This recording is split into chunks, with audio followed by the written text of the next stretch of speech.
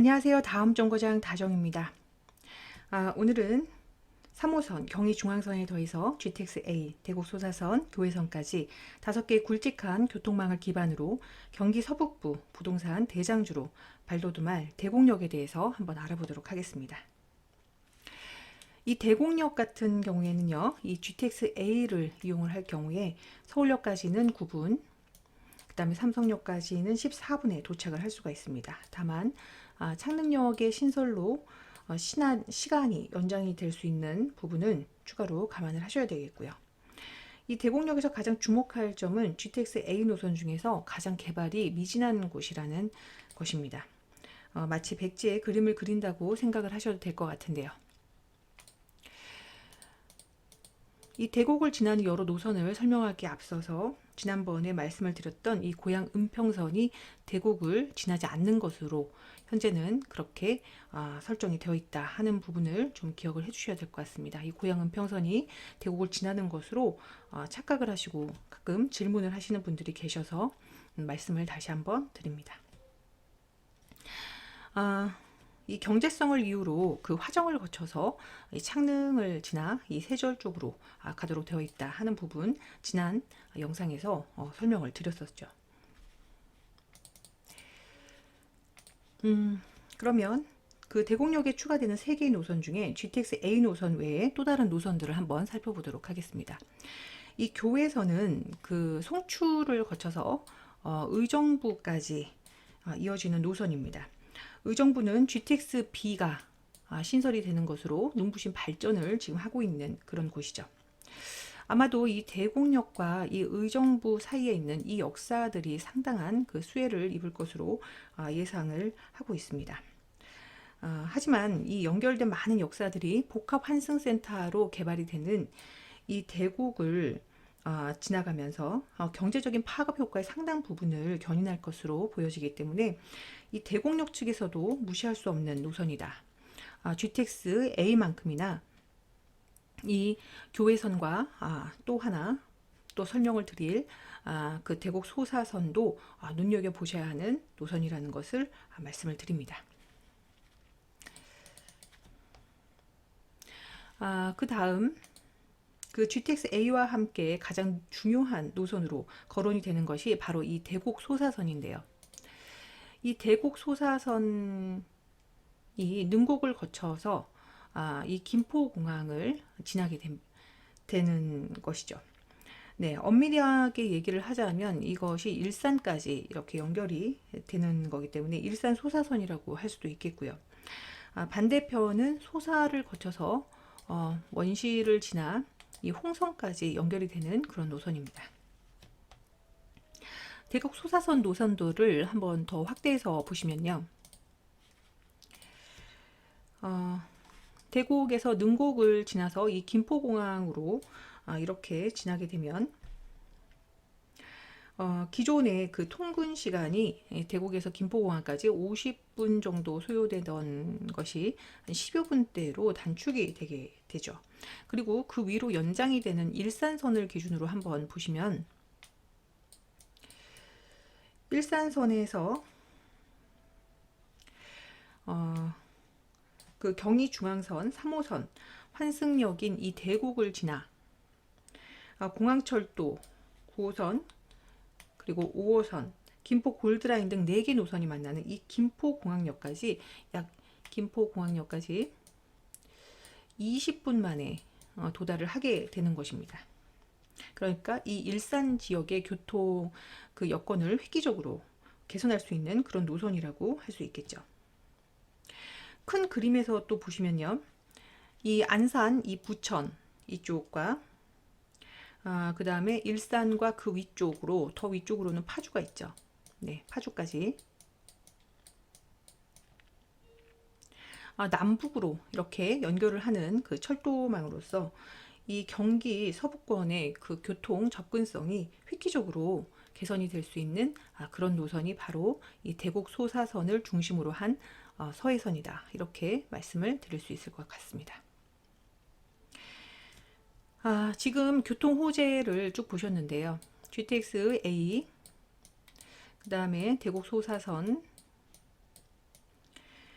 그리고 이 교외선이 다 23년을 개통 예정으로 하고 있었습니다. GTX A 같은 경우에는 24년으로 미뤄질 것으로 지금 예상이 되지만 나머지 소사선은 내년 1월, 교외선 같은 경우에도 23년에 개통이 되는 것으로 지금 예상이 되고 있습니다. 이렇게 굵직한 교통 호재를 품은 대곡역 일대가 어떻게 변화가 될지 정말 기대가 되는데, 이 대곡역의 역세권 개발을 한번 보시면요.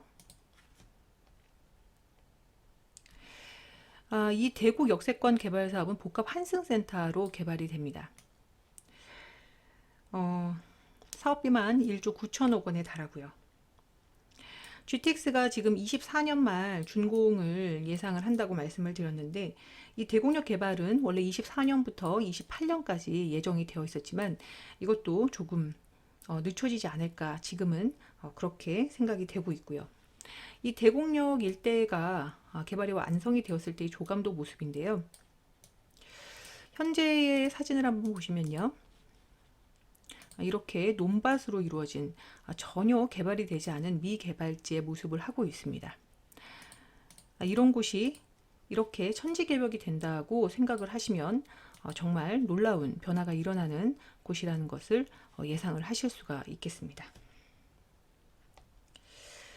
그 구체적인 도시 계획을 한번 보시면 면적이 약 179만 제곱미터에 달하고요.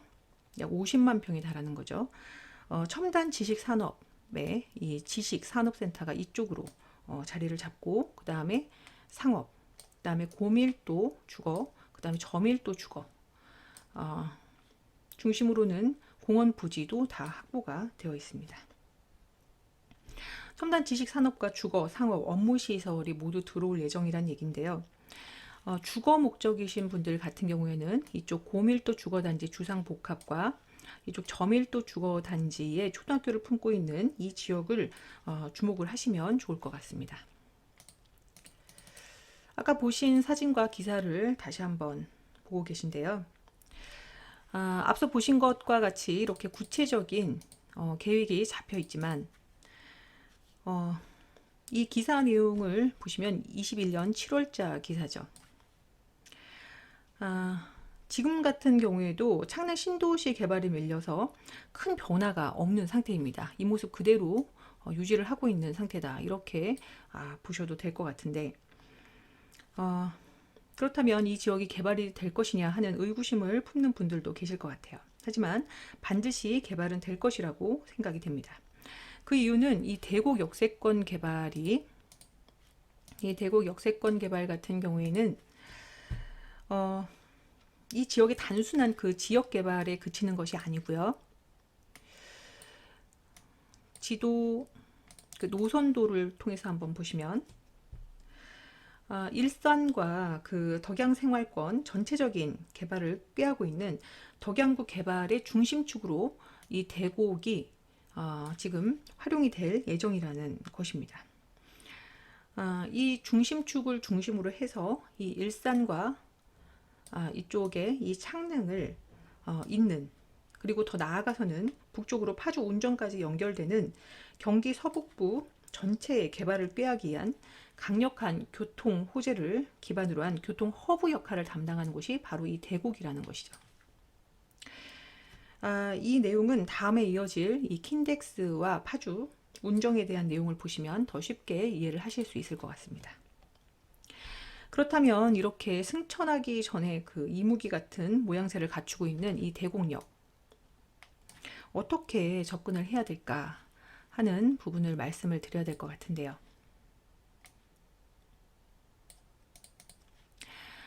보시다시피 그 대곡 역세권 같은 경우에 지금 개발이 아직 이루어지지 않은 상태라고 말씀을 드렸고요. 주변에 백성역과 능곡역을 보시면 이 대곡역을 중심으로 한 개발을 더 확실하게 체감하실 수 있을 것 같습니다. 일산 백석동, 일산 요진 YCT인데요. 이 3호선 백석역 같은 경우에는 대곡역하고 바로 한 정거장이죠.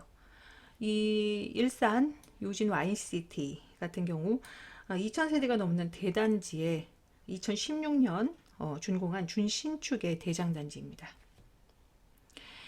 가격이 한 10억대 정도를 지금 형성을 하고 있습니다. 이것도 물론 좀 하락한 가격인데도 불구하고 약 10억대이기 때문에 가격이 좀 부담이 되실 수가 있죠. 그래서 말씀을 드리는 것이 이 학교들을, 이 학세권을 끼고 있는 이 구축의 아파트들 가격이 참 착합니다. 네, 이쪽 아파트들을 좀 눈여겨 보시기를 말씀을 드립니다. 지도를 통해서 이 주변의 입지를 보시면요, 인프라가 상당히 좋습니다. 너무나 좋은 입지, 그리고 또 대공역과 인접한 그런 발전 가능성을 겸비한 곳이라는 점을 들어서 굳이 신축이 아니라도 이러한 이 구축들도 가격대에 맞게 진입을 해보시기를 추천을 드리겠습니다. 그 다음에 보실 곳은 아래쪽으로 능곡역이 또 대단지 개발을 통해서 대구 역세권 개발에 더해서 엄청난 부의 기회를 틈타고 있는데요. 이곳의 신축 입주를 앞둔 대곡역 롯데캐슬 엘클라시하고 대곡역 두산 위브가 현재 대구 역세권 주변으로 가장 주목받는 그런 단지다라고 보실 수 있겠습니다. 아래 그 능곡 뉴타운을 중심으로 함께 말씀을 드릴 수밖에 없을 것 같은데요. 아마도 이 대곡역의 이 중심은 리뷰 핵심은 이 능곡 뉴타운이라고 볼 수밖에 없을 것 같네요. 지금 보신 이 아파트들은 이 두산 위브 같은 경우에는 능곡 뉴타운 1구역을 재개발한 것이고, 이 롯데캐슬 엘클라시 같은 경우에는 능곡 재건축 연합이 이 재개발되어 신축한 것입니다. 이 능곡 뉴타운 같은 경우에 이 위치를 보시면 이 대곡역 아래 이렇게 자리를 잡고 있고요. 또 능곡역을 끼고 있습니다. 이 능곡역 같은 경우에는 대곡역과 마찬가지로 대곡 소사선이 개통이 되면서 대곡역 못지않은 그런 입지로 거듭날 예정이고요.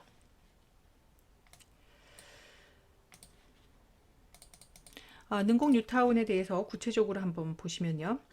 2007년에 7개 구역으로 원래 뉴타운으로 지정이 됐었고요. 능곡역, 대곡역과 모두 가까워서 주거로는 아마 이쪽 지역의 그 대장 입지가 되지 않을까 그렇게 생각이 되는데요. 구체적으로 한번 보시면 현재 1구역과 6구역, 2구역, 5구역 이 지난 그 4일에 토지거래 허가구역에서 해제가 되었습니다. 4일날 토지거래 그 허가구역에서 해제가 되고, 현재 가장 속도가 빠른 곳은 2구역과 5구역입니다. 능곡 2구역과 5구역은 지난해 사업시행 인가를 받았고 관리처분 인가를 앞두고 있는 그런 구역이고요. 2구역, 5구역이 주민 이주 대책 문제로 소송을 하다가 승소를 해서 현재 그 관리처분 인가를 앞둔 그런 상태라는 것을 좀 기억을 하시고, 또 하나 말씀드린 그 토지거래 허가구역에서 해제됐다는 것을 다시 한번 상기를 하실 때, 토지거래 구역에 해제가 됐다는 것은 실거주를 하지 않고 세입자를 드릴 수 있다는 것입니다. 또한 이 고양시 전체가 그 조정 대상 지역이죠. 이 조정 대상 지역이기 때문에 이러한 재개발 지구에서 또 하나 기억하실 것은 관리처분 인가를 받은 이후에 이 2구역과 5구역이 관리처분 인가를 앞두고 있다고 했는데, 그 관리처분 인가 이후에도 전매가 가능하다는 점, 따라서 완공시까지 가지 않고 시세 차익도 볼 수 있는 지역이다 하는 것을 기억하시면 좋겠습니다. 현재 이 2구역하고 5구역 같은 경우에는요, 조합원 분양가가 한 6억에서 7억 정도, 프리미엄이 2억 5천 정도를 형성을 하고 있기 때문에 8억 5천에서 맥시멈 한 9억 정도까지 소요가 되는 것으로 파악이 되고요. 초기 투자금은 한 4억 정도 소요가 되는 것으로 보이는데요. 국민평형이 84제곱미터 한 채를 받을 수 있는 대지 지분 15에서 18평 한 6억 원 이하의 그런 다세대 주택을 전세 한 1억에서 1억 5천 정도를 끼고 매매가 가능한 그런 실정입니다. 투자하시는데 참고하시기 바랍니다. 이 능곡 2구역 같은 경우에 거의 3,000세대에 달하는 능곡 뉴타운 최대 규모라는 그런 장점이 있고요. 이 5구역 같은 경우에는요, 능곡역이 가장 가깝고요. 그리고 근처에 초등학교, 중학교, 고등학교가 모두 있습니다. 네, 따라서 2구역, 5구역 다 좋은 입지라고 볼 수 있겠고요.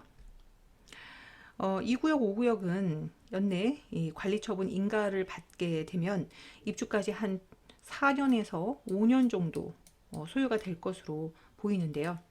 여기서 주목하실 것은 24년 정도의 일반 분양과 임대 분양 물량이 2,000세대 이상 분양을 할 것으로 보이기 때문에 청약하시는 분들은 이 부분을 꼭 주목을 하셔야 되겠습니다. 그 다음에 여기서 가장 주목할 6구역을 한번 말씀을 드리겠습니다. 능곡역하고 대곡역이 모두 이렇게 가까울 뿐만이 아니라 능곡 뉴타운에서 유일한 상업지역으로 용적률이 537%, 사업성이 가장 좋습니다. 그리고 45층까지 건축이 가능하고요. 다만 그 시와 소송 중인데요.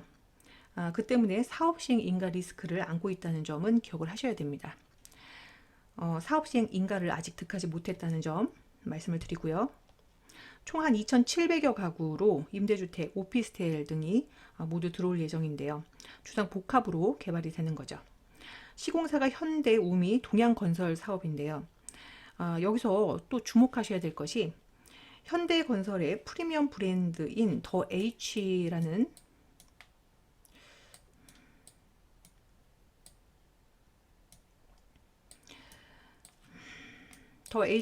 그 브랜드를 달게 됩니다. 이 더 H라는 그 브랜드에 대해서 제가 딱 한 번 말씀을 드린 적이 있는데요. 한남 뉴타운에 달게 되는 그 브랜드가 바로 더 H입니다. 더 H라는 브랜드가 붙여진다는 것은 이 단지의 가장 큰 장점 중에 하나라고 볼 수 있겠고요. 거기다가 입지상 한강 뷰까지 누릴 수가 있고요. 또 1구역과 가까워서 1구역에 있는 초등학교를 공통으로 다닐 수 있는 초등학교까지 가까운 그런 단지라고 말씀을 드릴 수 있습니다. 결론적으로 상업재 용적률을 통해서 초고층을 실현하는 단지이고 능곡 뉴타운 중에서도 대장 단지가 될 수 있는 그런 단지다, 이렇게 말씀을 드릴 수 있을 것 같습니다. 그만큼 프리미엄도 2구역이나 5구역 같은 경우에 뭐 2.5억, 네, 한 2억에서 2억 5천 정도라고 말씀을 드렸는데 지금 이 6구역 같은 경우에는 4억 정도 프리미엄이 붙은 것으로 파악이 되고요. 더욱이 매물도 구하기가 쉽지 않습니다. 따라서 현 시점에서는 24년 정도 일반 분양 물량이 임대 포함해서 2,000세대 이상 공급되는 2구역, 5구역 청약을 좀 노려보시라 그렇게 말씀을 드렸고요. 또 2구역, 5구역, 6구역을 투자 대상으로 접근을 하실 때 초기 투자금 4억에서 한 6억 정도 소요가 되고 시세 차익을 노릴 수 있다, 이렇게 말씀을 드렸습니다.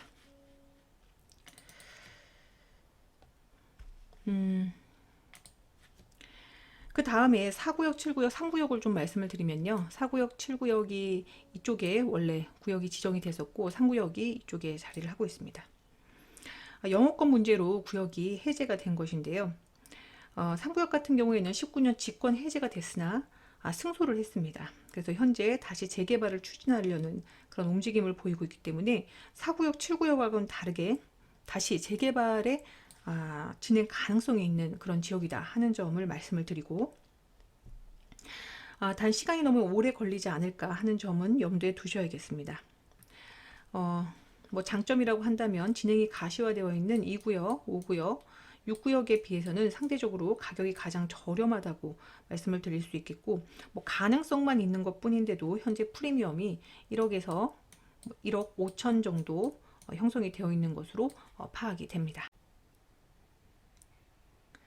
결국 7개 구역 중에 최근 해제된 3개 구역을 제외한 현재 4개 구역 1, 6, 2, 5 에서 사업이 진행 중이라고 보시면 될 것 같고요. 개발이 완료되었을 때 이 일대가 총 9,500 가구 정도가 들어서는 미니 신도시로 탈바꿈하게 될 것으로 예상이 됩니다. 현재 올해 입주를 앞둔 대곡역 롯데 엘클라시 하고 그 두산 위브를 국민평형 84 기준으로 한번 보시면 롯데는 9억 중반 정도 그리고 대우는 매물이 없습니다. 백석역 요진 YCT를 대신해서 한번 보시면요. 최고가 대비해서 2억 정도 하락한 가격에 거래가 있었고요. 호가는 롯데 분양권하고 비슷합니다. 오히려 면적은 일산 요진 YCT가 다소 넓은 편이죠. 아마도 그 입주시 가격을 예상을 해보자면 이 대곡역 롯데캐슬 엘클라시 같은 경우 두산 위브 같은 경우에 YCT 대비해서 최소 한 2억 정도는 더 비싸지 않을까 예상이 되고요. 시장이 안정이 되고 능곡 뉴타운이 정비가 되면 15억 그 이상을 볼 수 있지 않을까 생각을 하고 있습니다. 마지막으로 말씀을 드리고 정리하겠습니다. 앞서 말씀드린 그 2구역 그 다음에 5구역, 6구역의 그 프리미엄이 한 2억에서 6구역 같은 경우에는 4억까지 형성이 되어 있다고 말씀드렸는데 이 프리미엄이 지금 현재 거래 절벽으로 인해서 2억 가까이 떨어진 금액입니다. 현재 그 수요자들이 매수를 꺼리고 있는 분위기이고 따라서 이 좋은 입지도 이렇게 좋은 입지도 딱히 매수가 그렇게 원활해 보이지는 않습니다. 하지만 지금이 오히려 매수 기회라는 것을 몇 년 뒤에 실제 입주가 본격적으로 시작되면서 또 주변 개발이 가시화될 때쯤에 많은 분들이 깨닫게 되지 않으실까 그렇게 생각이 됩니다.